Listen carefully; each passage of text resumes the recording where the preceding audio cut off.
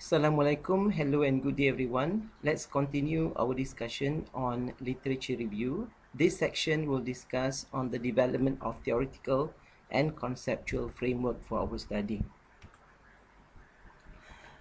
Let's first discuss about the meaning of theory. What is meant by theory? A theory is a set of interrelated constructs or concepts, definitions, and propositions that present a systematic view of phenomena by specifying relations among variables with the purpose of explaining and predicting the phenomena. A theory usually emerges from a long process of research that uses empirical data to make assertions based on deductive and inductive analysis of the data. In chapter 1, we mentioned about two research approaches. One is qualitative and the other one is quantitative. In fact, there is the third one, which is actually combines qualitative and quantitative, which is a mixed method approach. Under the qualitative research, we have several research methods that is meant for developing theory.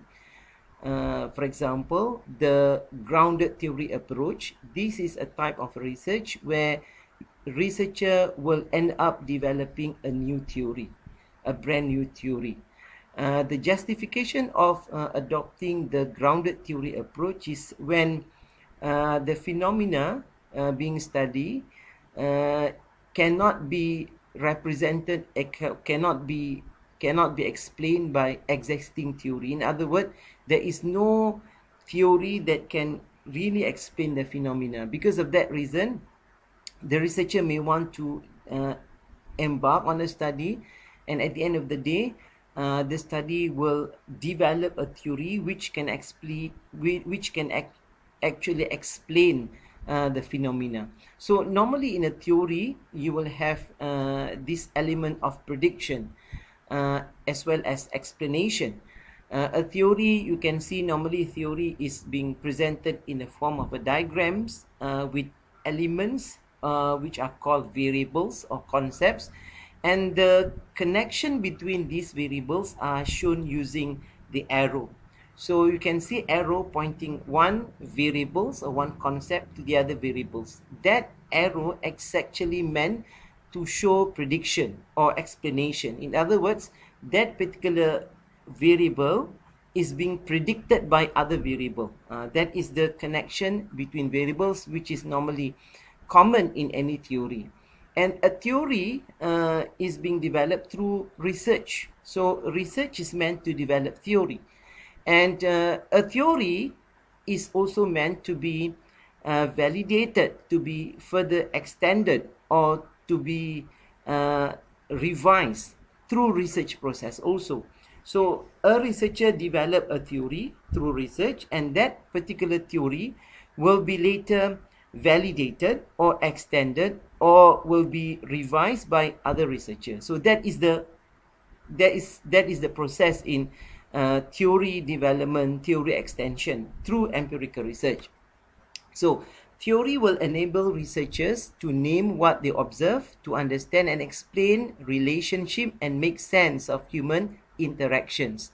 So through empirical data that we collect, we analyze the data, and from the results we either develop the theory or we either validate the theory. Either we support or we refute the theory. That's the meaning of understanding the relationship and making sense of human interaction.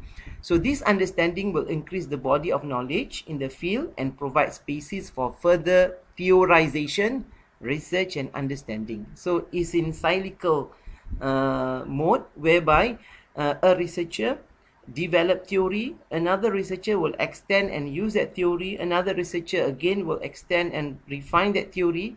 Continuously the process will go like that. Okay.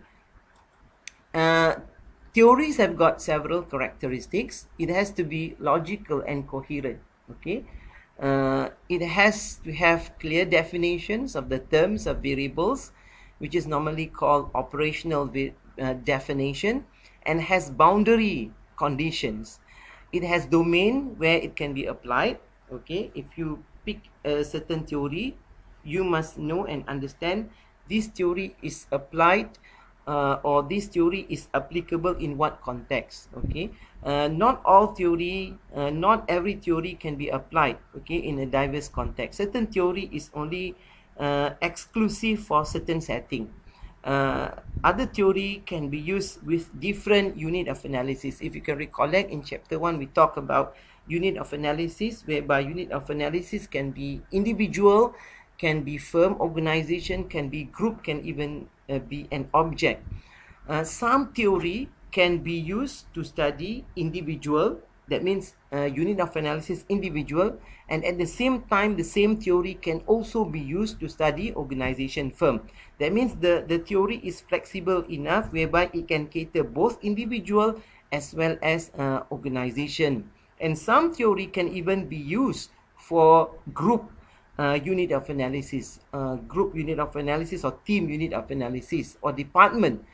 Okay, but certain theory is so narrow whereby it is not applicable to other unit of analysis. Probably it is only meant for individual, and to apply that theory for organization or team is not appropriate.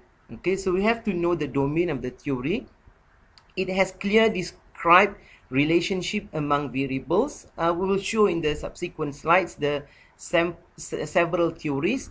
Normally in a theory, it is being presented in a pictorial or diagrammatical form, whereby you can see shapes like rectangles or circles or ovals, and within this diagram you can see these shapes are being connected using an arrow.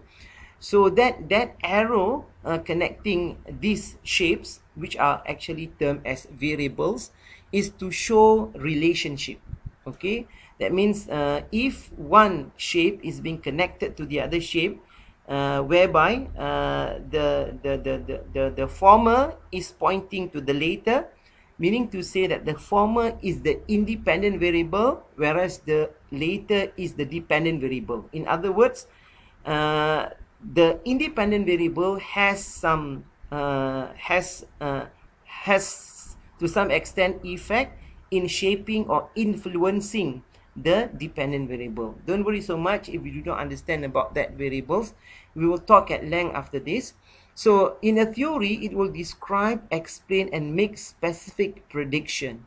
Okay, as a researcher, we can adopt that part of the theory or the whole theory, and then we can test the theory and see whether that prediction applies to the context that we are investigating. Theory is being developed based on empirical data. Through empirical observation, the data that the researcher collect, they will end up developing a theory. It must have made claims that are subject to test, that are subject to testing, been tested and verified. So a researcher developed theory. The same researcher can again verify the theory, or other researcher can verify the theory and test the theory, probably in a different setting, or again it's the same setting, still possible.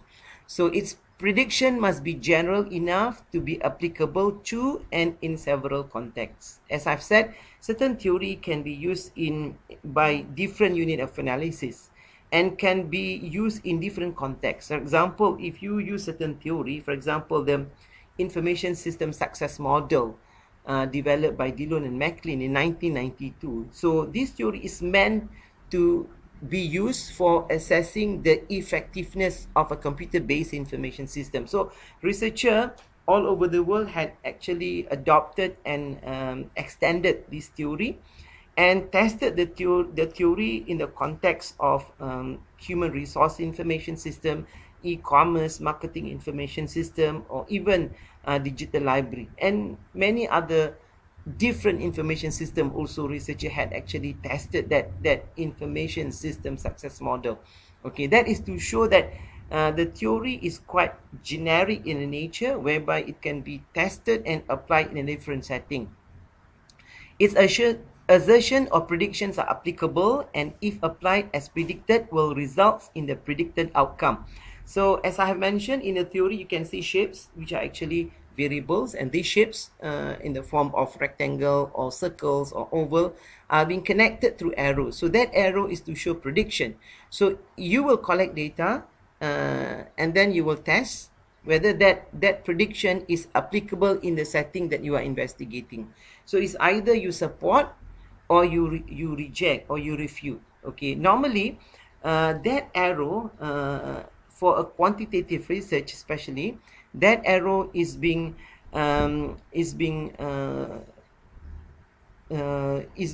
represented through what we call research hypothesis. Okay, so that hypothesis will be tested. So the results of the testing of the hypothesis is actually represents the results about the prediction made in the theory. Now, I've purposely picked up two popular theories which are very common, especially in behavioral study, which are being used also in the knowledge management, information system, as well as information management. The first theory is called Theory of Reason Action, TRA, and the other one is Social Cognitive Theory. If you search using the Google search engine, you will notice and discover that many researchers had actually extended, adopted, and applied this theory for their research study. Okay, theory of reason action. So this theory explains the behavior of a human being. Okay, the behavior of a person. So according to this theory, the behavior of a person is being shaped or is being influenced by the attitude, by the belief, okay, and then by the environment. Okay, so individuals' decisions to engage in a particular behavior is being based on the outcomes the individual expect to will come as a result of performing the behavior. So you look at certain things, so you expect what you will enjoy after you act upon that thing that you are looking. Okay, so that expectation will influence your behavior. Example, during sunny day, under the scorching sun, you walk by and then you saw this a stall selling ice kacang. So you look at the ice kacang, so you expect by the look at the ice kacang, the presentation is so tempting, and your expectation is that the ice kacang will be extremely delicious, tasty, tastes good, and that is your expectation. Because you have that expectation will shape your behavior, your action. So what will be your next course of action is that you will come close to the stall and then you will talk to the person that you want to buy a cup of ice kacang. Okay, so that particular action, behavior, you of buying the ice kacang is being shaped by your expectation of the taste of the ice kacang itself. Okay. Now this is the diagrammatic view of the theory of reason action. Just now I did mention that there are shapes, okay, and these shapes are being connected by arrow.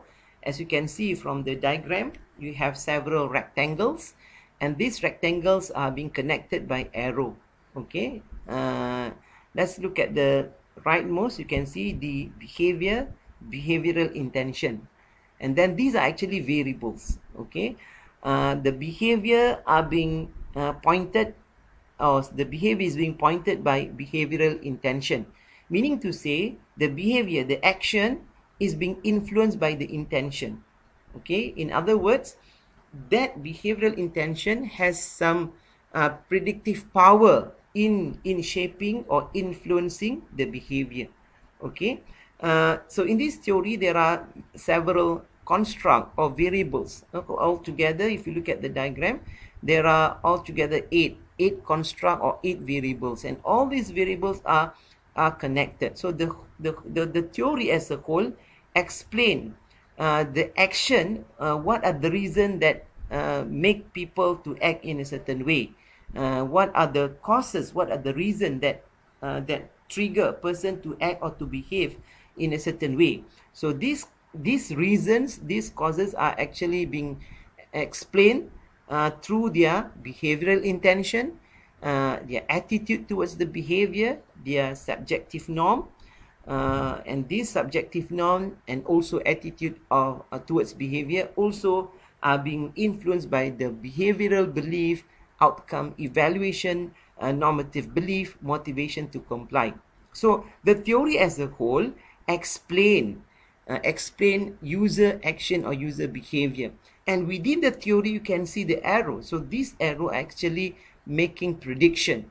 So we as a researcher can adopt the theory, can test the theory. So we will collect data, and all these arrow will later be represented through what I call research hypothesis.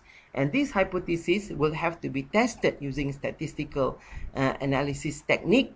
And then in order to test, we have to collect the data. So normally for a model like this, researcher will collect quantitative research data, and then when the response or the data that have been collected is already enough, then analysis will take place. From the results, we can either support or refute the hypothesis. So this is what we discussed just now about the characteristics of the theory. The last one, the prediction, if applied, will result in the predicted outcome. So we expect that our data will support the theory. Or sometimes it is also possible that our results contradict to what the theory says. That is quite normal. Okay.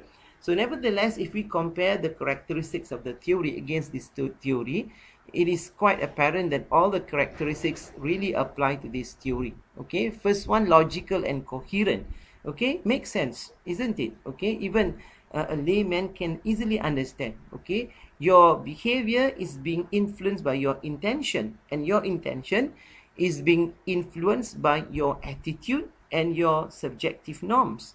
Okay, sorry that I did not provide the definition, what we call the operational definition, but you can search in the internet. Okay, easily you can find the detail of this theory, and the description about the variable is normally will be provided. Okay, clear definition of terms has boundary conditions. So as you can see, there are 8 variables. So the theory only explain behavior with or based on these 8 variables. So that is actually the boundary. Of course, there are many other variables which can be integrated into this theory, but for the theory itself, it has got this boundary, having 8 variables in explaining and predicting human behavior or action. It has domain. So this theory is quite generic because it is originally in the field of psychology, and researchers had actually tested this theory in diverse disciplines, including education, even in natural sciences, in social sciences, including in information system, information management, knowledge management. So that is the domain where this theory can be applied. It has clearly described the relationship. All the relationship are being shown or being connected through arrows. Make specific prediction. So the arrow pointing, that is actually the prediction based on empirical data. Yes, of course. Actually, the proponent, the creator of this theory, embarked on the research, did observation, and from there he come up with this theory, made claims that are subject to testing. So we are supposed to test this theory. This theory is meant to be tested or verified through empirical research. Predictions are general. Okay, so here it is, as I've mentioned, many researchers had tested this theory in diverse settings.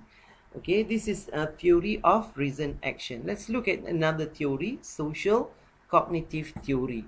So this is developed by a person called Bandura. So This theory holds that portions of individuals' knowledge acquisition can be directly related to observing others within the context of social interactions, experiences, and outside media influences. So in layman, what we can say is that our behavior, according to this theory, is being influenced, shaped by our personal knowledge as well as the environment. So the environment, our surrounding, the action, the behavior of other people, the doing of other people that we observe, we see, okay, we register, we record on our head, on our brain, on our memory. So that will actually shape our action and behavior, because that experience of looking, that experience of observing people in their action, in their doing, okay, will actually shape our action, our next course of action. So this is the idea of social cognitive theory. So diagrammatically, it looks like this. So you can see the behavioral factors, cognitive factors, environmental factors, all these jointly predict or determine our behavior. Okay, let's look at the behavioral factors, skills. Okay, our skills, if we have examples, the skill on how to use computer, of course we will use computer. If we have the skill on how to operate a certain machine, then we will act. Our action is that we may use that machine, we may operate the machine. Okay, we have the experience, we have the skills on how to operate, then our action is that we will operate the machine. Okay, self-efficacy is our ability. Those people who do not know, they do not have the skill, of course they will not be willing to act or use or operate the machine, right? So same goes to the environmental factor. Sometimes we look at other people's their action, and then we look at their doing, and then we evaluate and we appraise, and then we make a decision in our mind, in our heart. Well, I think we can also do like that. So see what is the outcome of his action. This is what he enjoys, this is what he gets, and that also has actually impacted our action and behavior. Okay, that is the surrounding. Okay, and then of course our attitudes, our knowledge, our expectation, just like in theory of reason action, our expectation also can influence our behavior.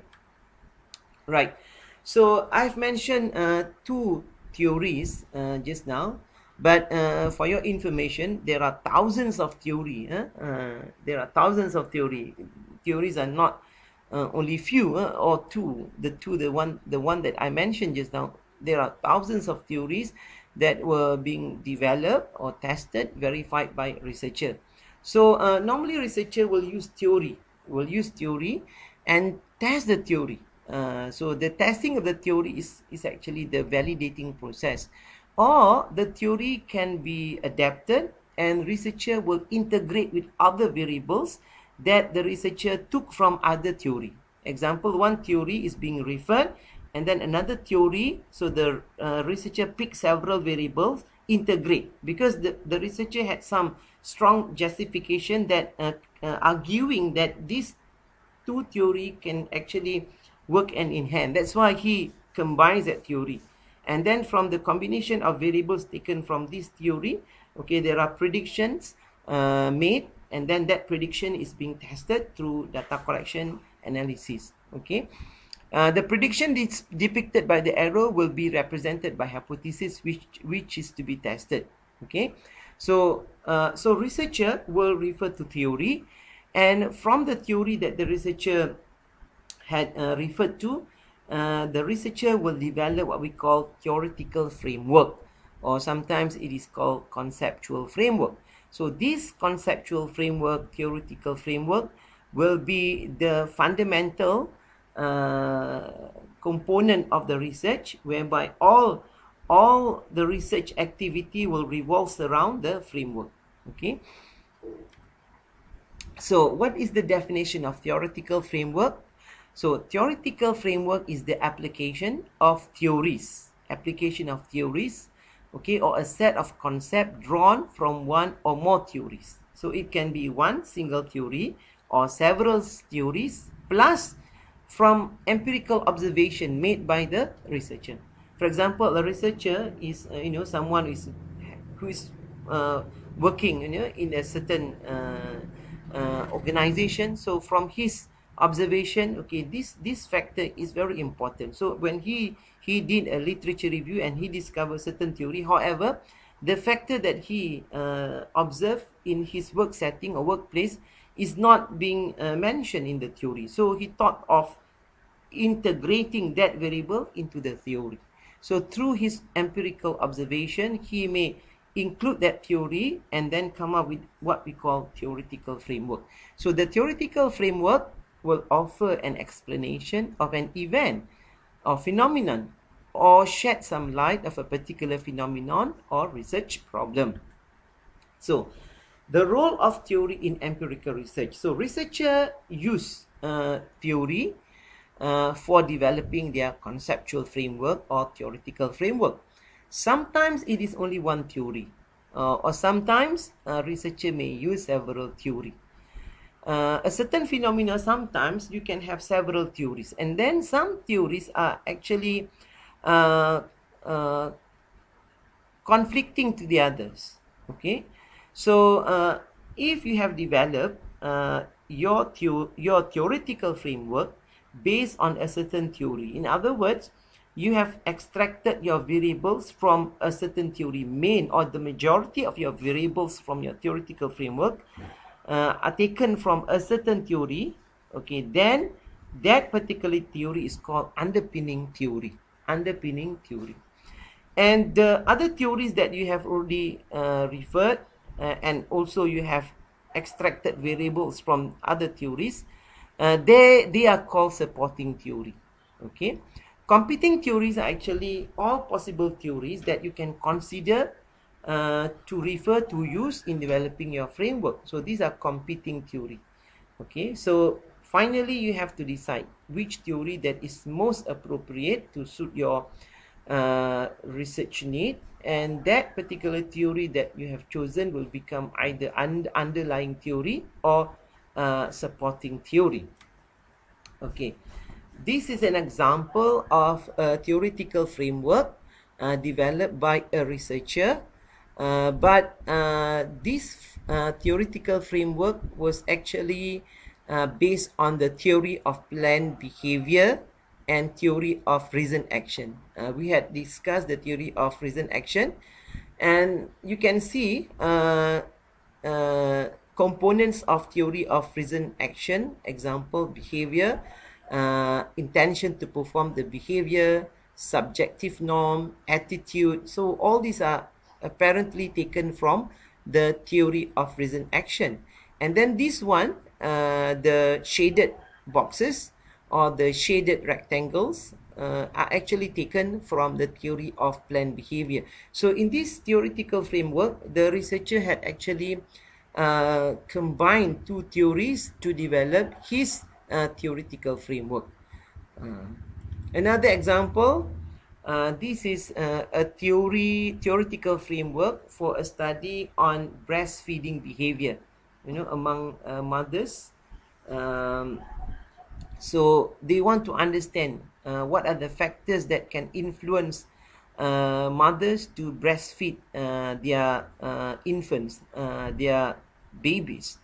So they have applied the social cognitive theory, and then they have extended by including several variables. Okay, as you can see here, exposure to information related to breastfeedings, relatives, friends, neighbors, health personnel, newspapers, TV, radios. Okay, in the original social cognitive theory, you could not see all this, but this particular researcher had extended the social cognitive theory by Bandura and had included this variable for studying the breastfeeding behavior among mothers. Okay, this is another example of theoretical framework, also based on social cognitive theory, but there are other additional variables okay, that had been included to suit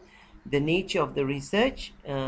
Example like emotional coping, goal setting, or self goal setting. Okay, this probably taken from other empirical research or other theory, and the researcher had integrate this variable with the variables taken from social cognitive theory and develop his theoretical framework for the study. This is another example of theoretical framework for a study which actually combines three models or theory. Three variables are taken from social capital theory, namely the social trust, institutional trust, social participation, and then self-efficacy is taken from social cognitive theory, whereas the perceived ease of use, perceived usefulness, intention, usage intention, these three variables are taken from the technology acceptance model. So this theoretical framework is being developed based on three models, two theory and one model. Okay, so but of course,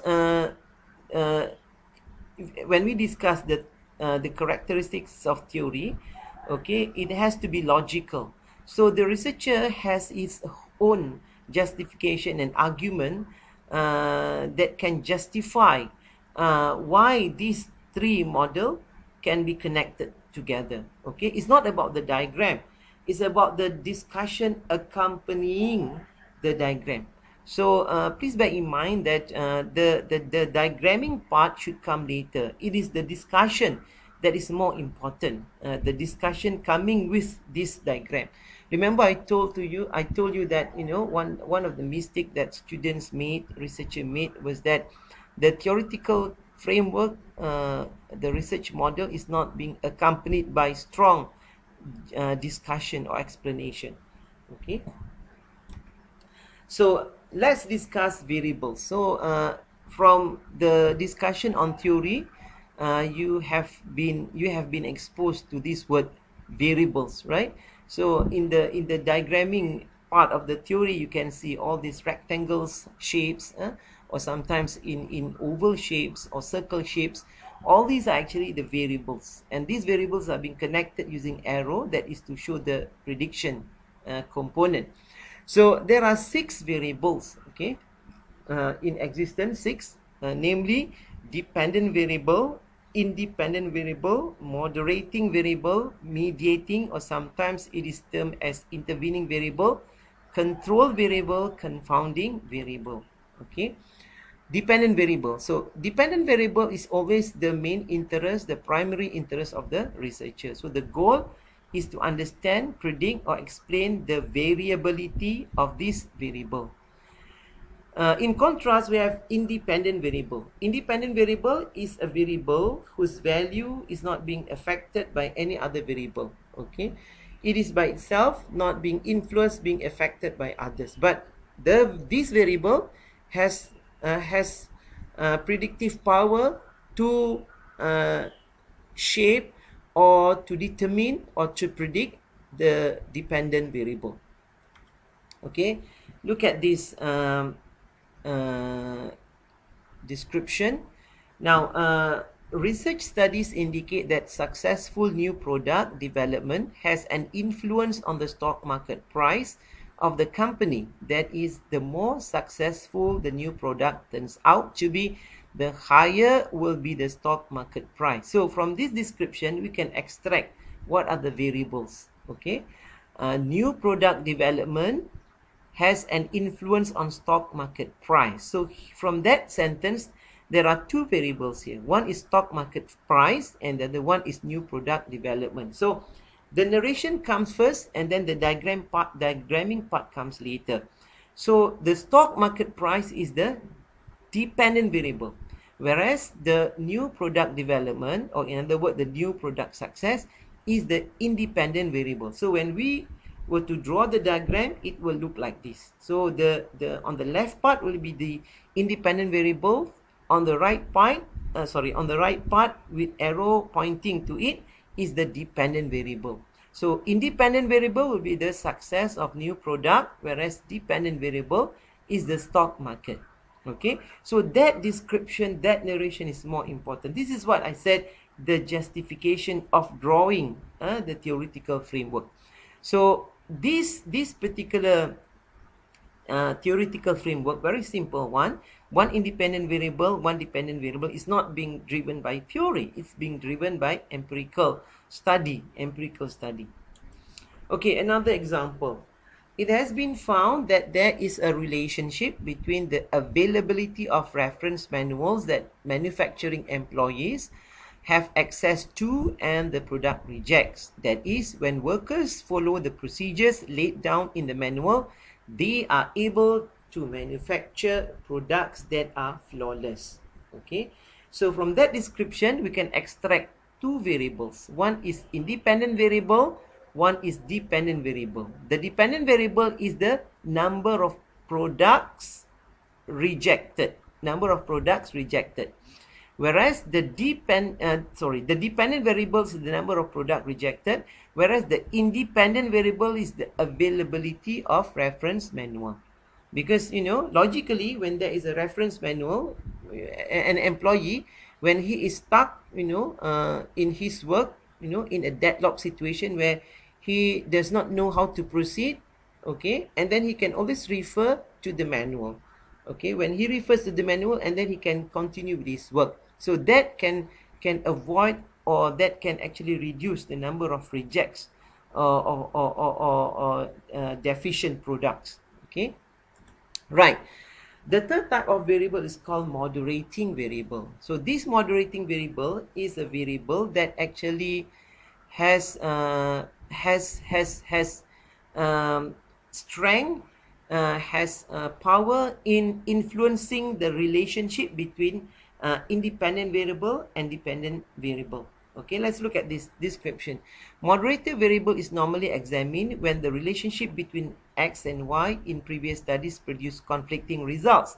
Assuming there are 10 studies investigating the relationship between X and Y, 5 studies found positive, 3 studies found no relationship, and 2 studies found negative relationship, then it is appropriate to study moderator variable. So don't simply introduce moderator variable unless you have a strong reference, that means from theory, or you look at previous studies and you discover there are conflicting results. So in other words, for a theoretical framework of a study to have a moderating variable, the topic must be significantly matured. That means there must be quite an extensive studies done for that particular topic, so that you can compare the results, and if you notice there are conflicting results, mixed results across all studies, then there is a need. The gap here is that there is a need to study with the inclusion of moderating variable.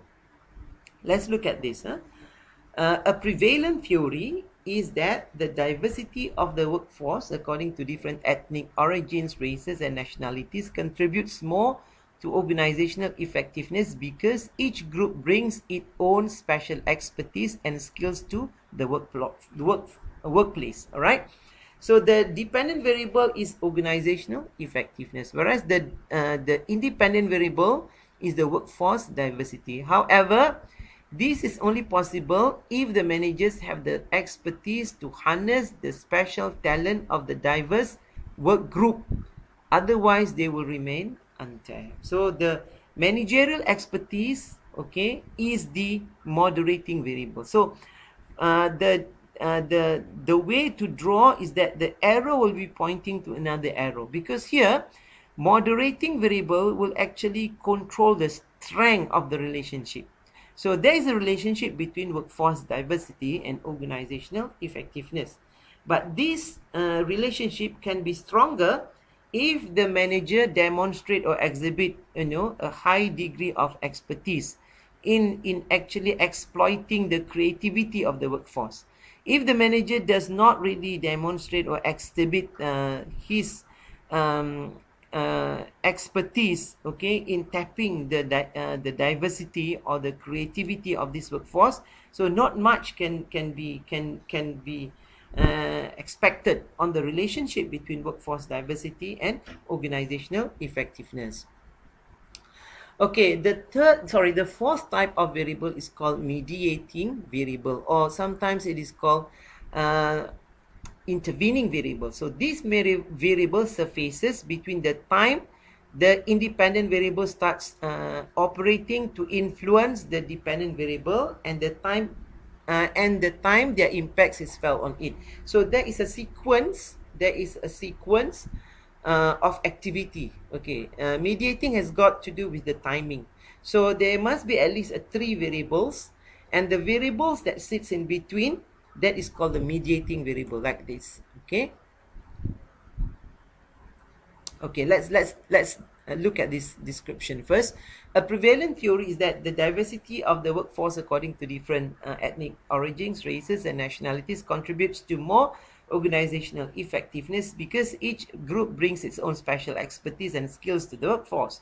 Okay, this diversity will create a creative synergy which in turn improve organizational effectiveness. So like this. So the workforce diversity, okay, when they work together, they are from different background, different nationalities, different ethnic group, but each and everyone has its own advantages and uniqueness. So when they sit together, they will create what we call creative synergy. Okay, so creative synergy is a result of the workforce diversity. So creative synergy will surface after workforce diversity has demonstrated its effect.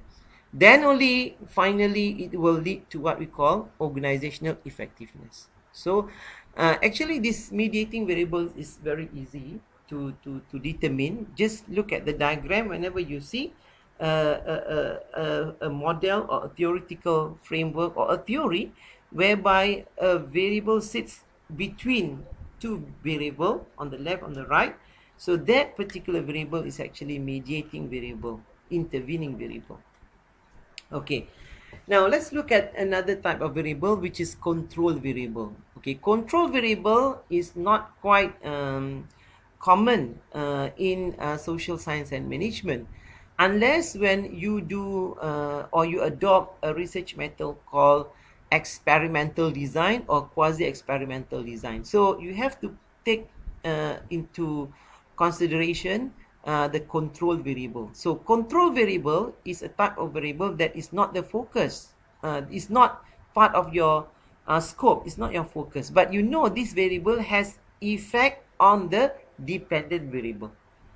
So because it has effect and this variable present in your study, this variable surface or they are present, but this is not your main focus. But you know it has got effect on your dependent variable. So to some extent you have to also take into consideration. Okay. For example, outsourcing benefits. You know, companies sometimes outsource their IT project. Okay, so what actually what are the factors that actually influence the outsourcing benefits? Is the trust that you have on the vendor, on the supplier. Okay, so but however this benefit is also being influenced by the project size, project type, prior relationship. Okay, however these 3 variables, project size, project type, and prior relationship, is not part of your scope of the study, because your concern here is more on the trust. You want to look on the trust and also distrust. Okay, when there is a high degree of trust, then you can expect a high degree of benefits. But as you are studying this trust, you also need to look into the project size, project type, and prior relationship. If you have a good prior relationship is good, then that also can strengthen or can also improve outsourcing benefit or increase outsourcing benefit. But because your focus is on trust or distrust only, so that particular variable, although we know is crucial, but we cannot put as part of the scope, So that variable will be treated as control variable. Okay, another type of variable is the confounding variable. So confounding variable is a type of, is very similar to this control variable. It's just that this variable is not part of your scope. Okay, but you know that this variable is present in your study. You cannot remove them totally. You cannot ignore them totally. It's there in the study. And then this variable has bearing, has influence to both the independent variable and also dependent variable. Okay, it has got influence to dependent variable, independent variable. Okay, now examples.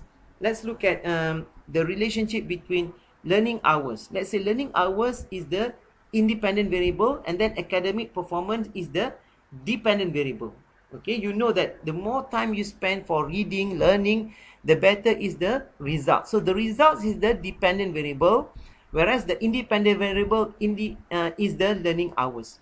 But you know, between male and female, they differ in terms of their willingness to learn and also their academic performance. Okay, because biologically, physiologic, men and women different, right? So because of that differences, this variable gender has got effect to both the dependent as well as the independent variable. So because of that, this gender is inevitable. You know, when you collect data, you ask respondent, you will definitely ask about gender.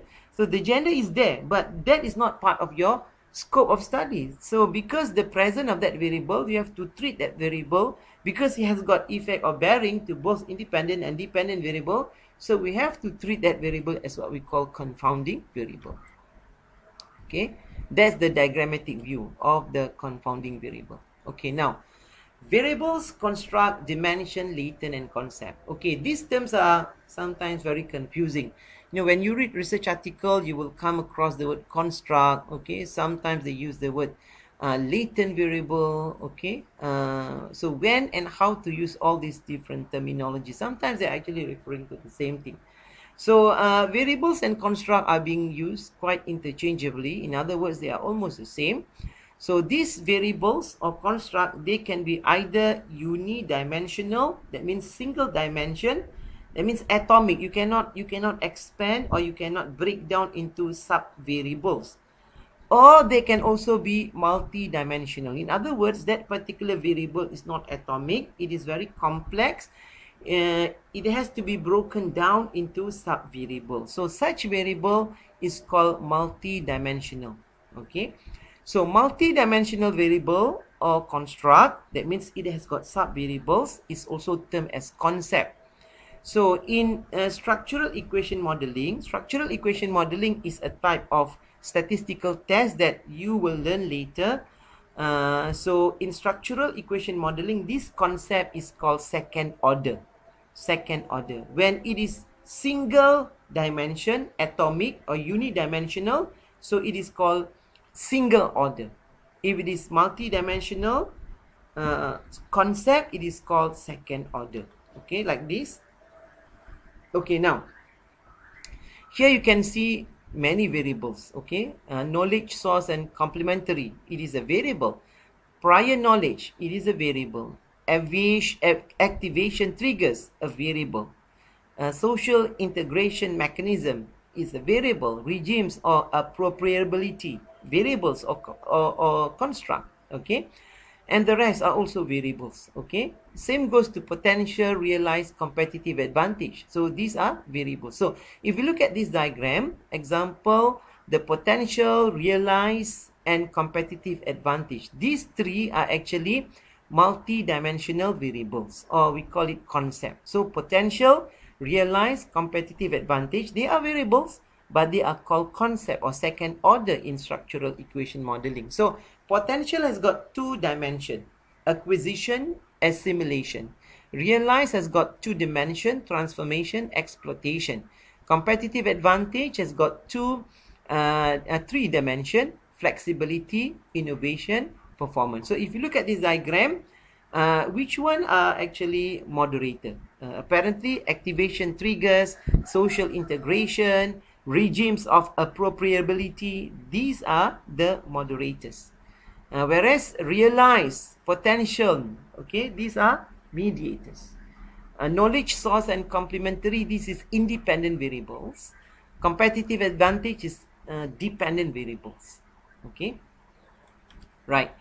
So theoretical framework versus conceptual framework. Now this is never ending debate. Okay, scholars keep on arguing. Okay, some researchers argue that they are actually referring to the same thing, so they are actually being used interchangeably. Others argue they are different. Okay, so I normally treated these two as being to me as equal. I sometimes use the word theoretical framework and conceptual framework. Okay, but we have to also respect and revere those who have a different view, meaning to say that they treat this theoretical framework and conceptual framework as two different things.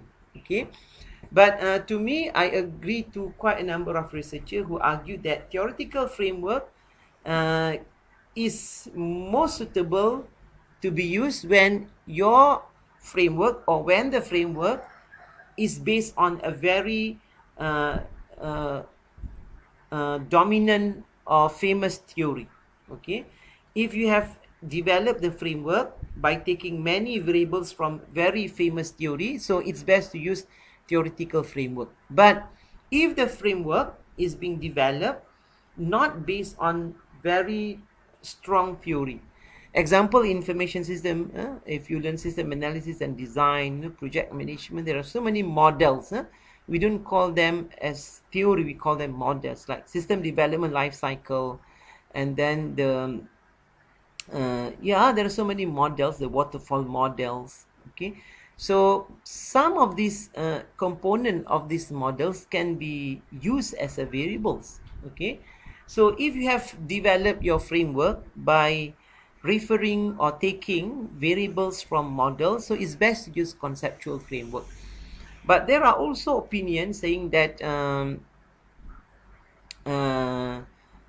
this theoretical framework and conceptual framework is different, and theoretical frameworks is a framework where you don't actually show the dimension, you only show the main concept, you know. Whereas conceptual framework is a framework where you show both the main concept as well as the dimension. Okay, like this. So this is a theoretical framework. Okay, you don't show the dimension. Environmental factors, you do not have the dimension. And then when you expand the dimension, you include the dimension. I mean, you expand the variables, the concept to include all the dimension, then it will become conceptual framework. So some researchers argue that, especially in the quantitative research, it's quite possible to have both theoretical framework as well as the conceptual framework. First, you show the theoretical framework, then you detail out the dimension, and then you can claim that detailed diagram as conceptual framework. Okay. So there is also an opinion saying that conceptual framework is more suited to be used for a qualitative study. Whereas for quantitative study, where you have to refer to theory, then it's best to use the term theoretical framework. I'm quite agreeable to this opinion also. So normally when my students use qualitative research, I tend to advise them to use the term conceptual framework.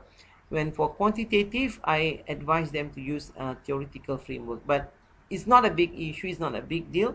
It's just a matter of term. As long as we have the research model for your study, that is already good enough. All right. Okay. Now we have reached the last slide. This is your learning activity. So I want you to locate one empirical research and identify what theory or theories the research had used. Okay, and then tell me whether the researcher had extended or modified the theory. Did the researcher include any additional variables from the original theory or not? Okay, please complete this assignment, and we will discuss in our online meeting using Google Meet. Okay, thank you so much for your attention. Have a nice day. Goodbye and Assalamu alaikum.